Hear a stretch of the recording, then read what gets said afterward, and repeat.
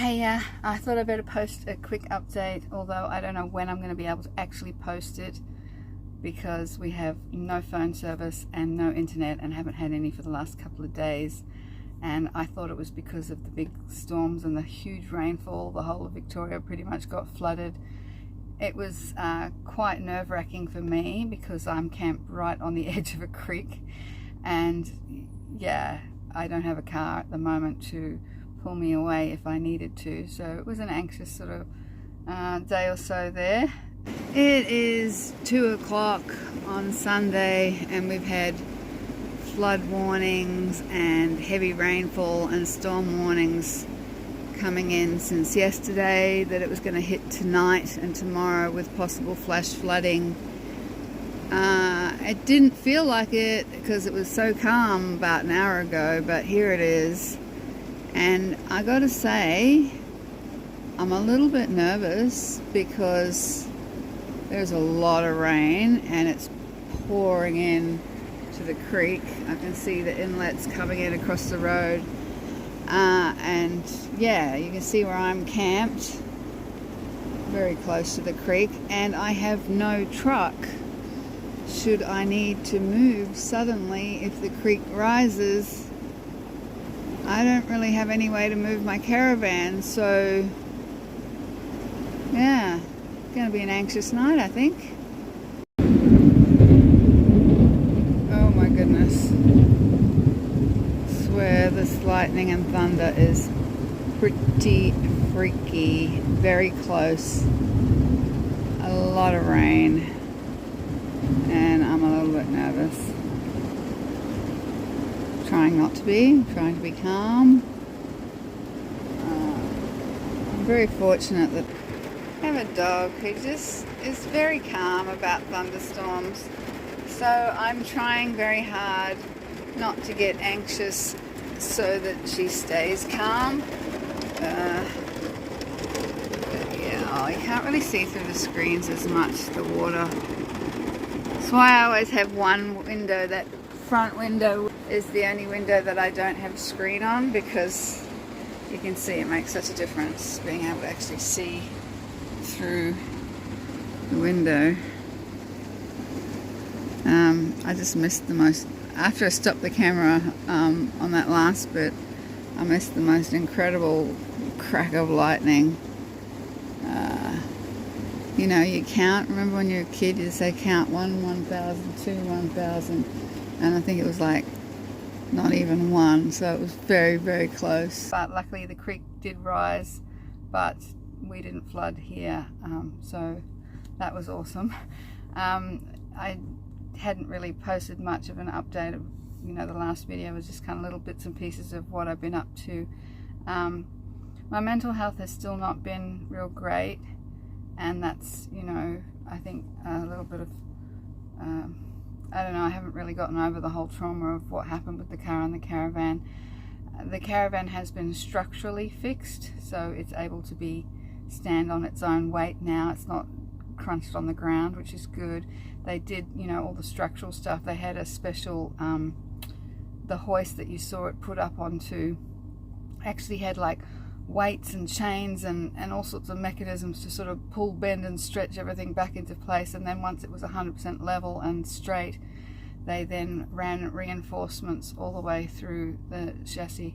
Once all that reinforcing was done, they were able to tow it back to me because they went on holiday for a few weeks. So they haven't finished. The parts they haven't finished was the touch-up work, where the scratches and dings and holes in the front and to the paint work and things like that. And I'm going to get them to also wire brush the entire chassis and seal it all with a rust converter as well, which is something that I had been meaning to do anyway, so I'll just get them to do that for me.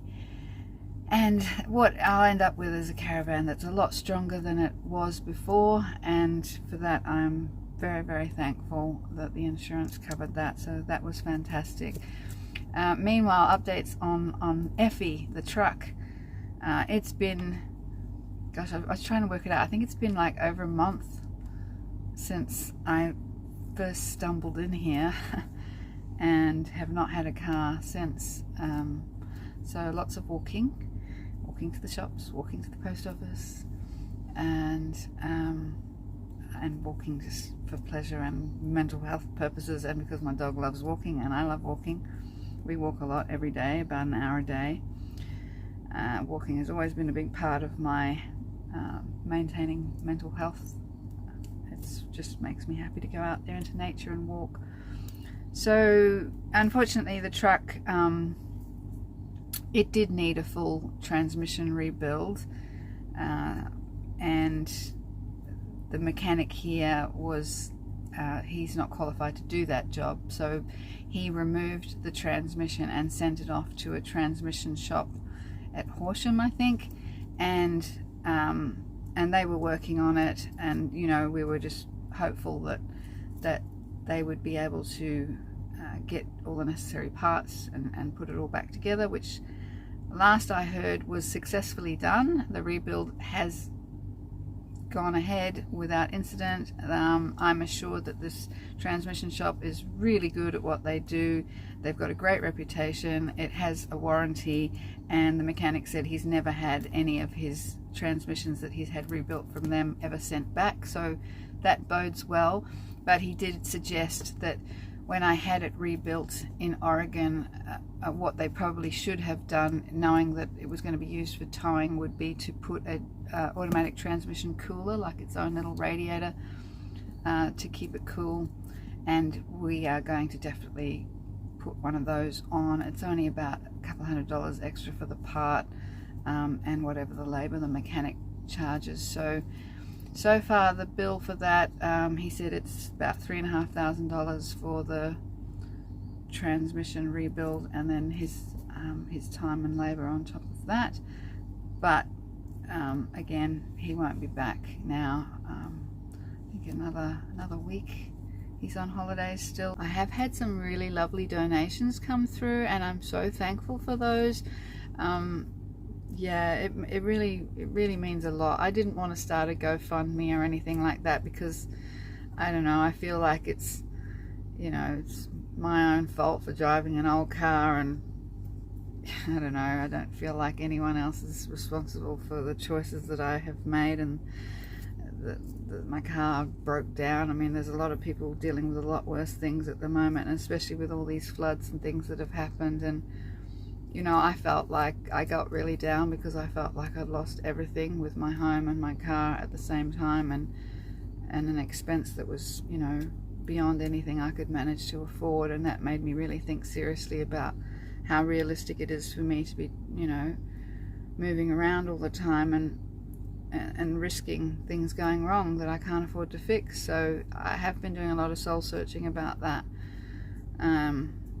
I still haven't come up with the answers yet, so stay tuned for what I decide to do with my life from this moment onwards. At the moment, I'm just treading water until I get everything fixed and functioning again, and I feel like then at least I've got my freedom, because I do love being here, and I haven't really needed a car. And it was my intention all along when I came down from Queensland to come to exactly where I am right now. This is my registered home address, which is why I was towed back here, and it's a really good place to spend those summer months.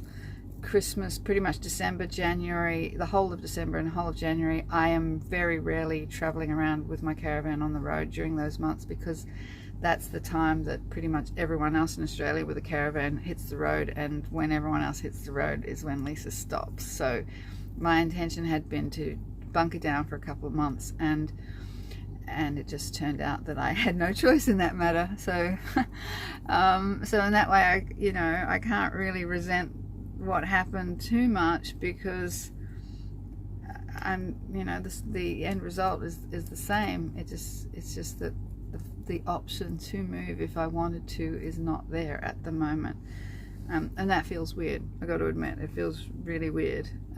Even if I didn't plan to go anywhere, it's always nice knowing that you could if you wanted to or needed to. With these floods that have happened everywhere, Again, that was another reason why I came here during these months, is because I often call myself a climate nomad. People often ask me, how do you decide where you're going to travel to and when and how long you're going to stay anywhere? And a lot of it is weather based. Traveling around Australia as much as I have done, one thing I've learned is that for a big desert island, we sure do flood a lot. Floods and bushfires are the two things that I sort of keep my eye on, and weather patterns. I'm quite obsessive about weather patterns. Like I look up various different apps and I study, and I don't just look at the radars for the location I'm in. I'm zooming right out to not just the whole country, but even like the whole world, to see what's happening with weather and the direction and the flow of rain and temperature and all those variables that can affect weather, long-term weather patterns, and places where I have been before that I've known have flooded, and what time of year I've known that they've flooded. I have an uncanny knack that some people are quite surprised at, like, how do you manage to get out just before things get really bad? And it's not by chance, it's by meticulous planning on my part. So this huge weather system, as unusual as it is for Victoria to have almost Queensland-like levels of rain, I sometimes tell people we're living in the upside down at the moment. I also knew that cyclones in Queensland this summer were going to be a very real possibility, and you do not want to be living in a caravan during a cyclone. The other thing is that a lot of caravan parks and camping grounds are often built on places that can't have houses built on them, so they're flood prone places primarily. Yeah, there's certain places that are nice to visit, but I wouldn't stay there very long. Whereas out here, I call it the dry. Like when people in Queensland were like, why would anyone want to go there where you are, northwest Victoria? This is where they filmed the movie The Dry, all around here. So if you have watched that movie, it's awesome. Eric Bana, very good movie. I actually saw it when it came out at the cinema here at the Horsham Cinema. I took myself to a double feature and watched The Dry, and then I watched Nomadland, which was all about traveling around America in a van. And I love that movie too, because she had been to all the places that I'd been to when I was traveling around America with my caravan. So that was kind of a pretty cool double feature for me when I first came here, and sort of made me feel a real connection to this land. To me, to be in the dry, especially when you have a very old car and a very old caravan and rust is an issue. My 1 year up on the Sunshine Coast in Queensland, I probably developed more rust on my vehicle than it has in its whole 55 years of life. So yeah, I wanted to get back to the dry, and the dry turned out to be very wet. We've just had this huge weather system. The whole place is completely flooded, and it did rain a lot. It came across from South Australia. We always get the weather from South Australia first usually, so you can see it coming, and they said it was going to strike here first, but the worst of it would hit across central Victoria and eastern Victoria, and they are really copping it. As far as, you know, my heart goes out to those people. And at those moments when I think how much I wished I had a house, and I think, imagine if you have a house and you've had those catastrophic floods, or you know, the ones that they had up in Queensland, catastrophic floods, not just once but twice. Some people have barely repaired it from the last flood, and they've been fully flooded again. I mean, they literally have lost everything. They've lost their memories, their photo albums, their mementos from their children's, you know, I can't even imagine. My memories are stored in a storage shed here in the dry, where I made sure I found out that the place where my storage shed is would never flood. That was really important to me, that my memories would be preserved in that way. So again, you know, in amongst my grief and angst and feeling a little bit sorry for myself, I have to think of so many reasons to be thankful for having the luxury of being able to relocate my home and everything that's precious to me, if I feel that there's a danger of destruction from weather, from crazy weather, that's a bit of a luxury, you know.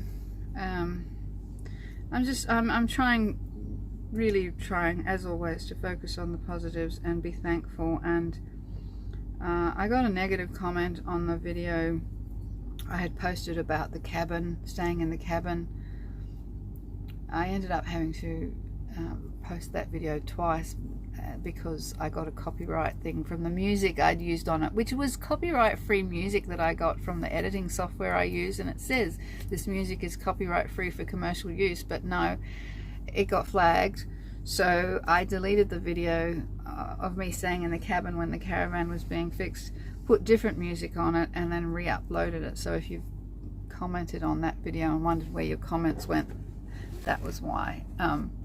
I appreciated the comments that were made, but except for the person who said that I should be more thankful, I should be more grateful for the cabin, and that I had just slagged off the caravan park that I was staying at on social media, and that I should be ashamed of myself. That was the actual comment.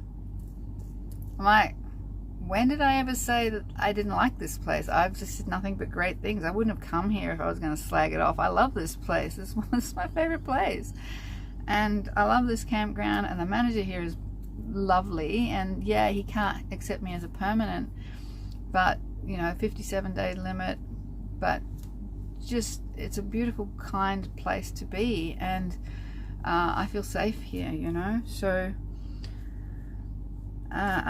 just because I said the cabin wasn't my style, or the lights were too bright or whatever, all I meant by that was saying, like, yeah, in comparison, like every time I experience something alternative to the way I live, it just makes me more thankful for where I live, and more thankful for this, for my caravan, and for being able to have made it everything that I needed and wanted it to be. It was not that I'm ungrateful for the cabin and that the insurance covered me to stay somewhere. Well, anyway, and as for slagging off the campground, you'll notice that I never actually mentioned in that video where exactly I am, or the name of the town, or the name of the camping ground, because I don't generally do that.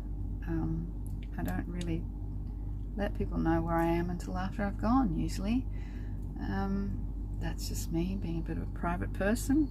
So to that person, I just assume your life is a bit miserable and grumpy for you to make such a silly comment like that and tell me to be ashamed of myself. Like, I'm sorry, but I live so deeply in shame for so many reasons. If you want to come onto my YouTube channel and tell me that I should be ashamed of myself, then I'm sorry, but just don't watch my videos. You know, if you're gonna say something negative, and you can see that I'm trying so hard to be positive, and that sometimes I'm not successful at that, and I'm expressing everything about my life to you guys, like I'm being so raw and real. I'm not making it all happy and positive all the time. If it's not happy and positive, if I'm melting down and struggling, you'll hear about that too, you know. So yeah. Anyway, it's YouTube, you know, you get people like that. I hope whoever that person is, I don't remember what your name was, but I hope if you're watching this that you're having a better day today, and I hope that all those people struggling out there who've lost so much more than I have lost, my heart just goes out to you all, and thank you for everyone who's supported me emotionally with words of encouragement. I've had people I've connected with, like outside of YouTube, people who've sent me messages with their phone number, you know who you are, talk to me for hours. Thank you. Like, my little YouTube family, my little YouTube tribe here is actually quite a beautiful thing in my life, and you guys keep me going sometimes, you know, when I feel like I'm really alone in the world, and that I'm not acceptable, and I'm not enough, and I'm too much, and all those doubts that plague me. Having somebody say something kind and nice, or even I get you, or I see you, or I feel the same way, or I'm here for you. Yeah, that is worth the one or two stupid negative comments that you have to put up with. Just, if I'm reaching the right people and the right people are reaching me, then we are making some kind of community, and that means a lot. So anywho, that's my updates, and hopefully, yeah, so apparently the reason why we've had no phone service and no internet has got nothing to do with the floods, which I thought it might be. It is actually because Telstra are upgrading the towers here to 5G. It's everywhere now, even out here in the middle of nowhere. It's going to 5G, and it's worst timing, Telstra, like literally the worst timing to cut all the phone service for the town. None of the shops in town can use their FBOS. It's crazy, and it's in the middle of an actual disaster where the whole of Victoria is flooding. And so what that means is that people who know that I'm in Victoria can't get a hold of me. Nobody's been able to call me. I haven't been able to call anyone. Every now and then we get a little intermittent bit of phone service, enough for a message to come through, but I can't reply. So again, I can't put this out. By the time I am actually able to post this, the crisis will have passed and the phone will be working and the internet will be back on. So this probably won't reassure any of those people out there who've been worried about me and wondering why they can't get a hold of me. But anyway, I'm fine, and yeah, that's it. And I just love you guys so much, and thank you for watching my crazy life, and I will try and get it together. I will. I'll try and get my crap together, and I have no idea what the future holds for me at the moment, but I have to count my blessings at the moment. And this little caravan it's just everything to me right now. So I'm just spending a lot of time in here. I'm very sleepy a lot. I'm very tired. I've been feeling really flat. I've been struggling to feel enthusiasm or motivation or energy. But I am, you know, as you can tell from my last video, I am making an effort to put myself out there and do things and get involved in community activities and interact with humans. And I am going to be going to a rock and roll thing in Horsham next week, or next Friday I think it is. And, you know, I'll probably have a dance and hang out with some rock and roll people and listen to some music. Music and dancing is always something that brings me joy and makes me forget all my worries. So even while we have no internet and no phone, thankfully my favorite songs, my liked playlist on Spotify, I downloaded. I always download the songs that are under my likes so that I can continue to listen to my music even if I have no internet. I can listen to them offline. And so yesterday I did actually pull out my saxophone and just played along to my favorite songs on my liked playlist. So hadn't pulled the sax out for a while, so that felt good. And I'm going to try to muster up. I kind of feel like when I do saxophone videos that I got to dress up and, you know, look pretty, so that kind of hasn't been something that I've been really wanting to do. I can't be bothered putting on makeup or getting dressed up or anything at the moment, so you just have to put up with this. This is Lisa when she's depressed. She's a little bit can't be bothered. And but I'm continuing to read The Myth of Normal, Dr. Gabor Mate's latest book. I'm over halfway, and yeah, you know, that's what I do. I mean, I can't do anything. I can't watch Netflix. I can't watch YouTube. I have to read right now. So I'm plowing my way through this book. And it's all about trauma and, you know, what it does to our bodies physiologically and things like that. And I'm getting an understanding of myself and why things are difficult, and always looking to find ways to improve my mental state, my physical state, my spiritual state, like my everything. Just trying to be a good human. That's it. That's all we can do, right? So, all right. Love you guys. Thanks for listening. See ya.